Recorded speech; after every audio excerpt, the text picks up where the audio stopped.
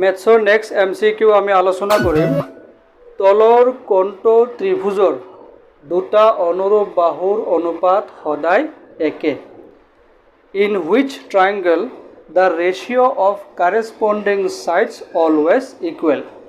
চাৰিটা অপচনৰ ভিতৰত কোনটো অপচন কাৰেক্ট হ'ব অপচন নম্বৰ 1 সমকৌণিক ত্ৰিভুজ ইয়াক এছামিছত আন এটা নামত কোৱা হয় সমানকোণী ত্ৰিভুজ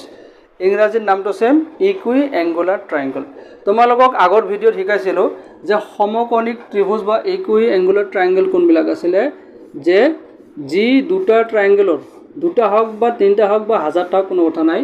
যদি দুটা ট্ৰায়াঙ্গলৰ কাৰেসপন্ডিং এঙ্গেলবিলাক অনুৰূপ কোণবিলাক যদি সমান হয় তেতিয়া হলে সেই ত্ৰিভুজবিলাকক কোৱা হয় ইকুইএঙ্গুলাৰ ট্ৰায়াঙ্গল নাইবা সমকৌণিক ত্ৰিভুজ এই কোণটোৰ অনুৰূপ আৰু সমান এই কোণটো অনুৰূপ আৰু সমান এই কোণটো অনুৰূপ লগতে সমান নাও ইজ দ্যাট ক্লিয়াৰ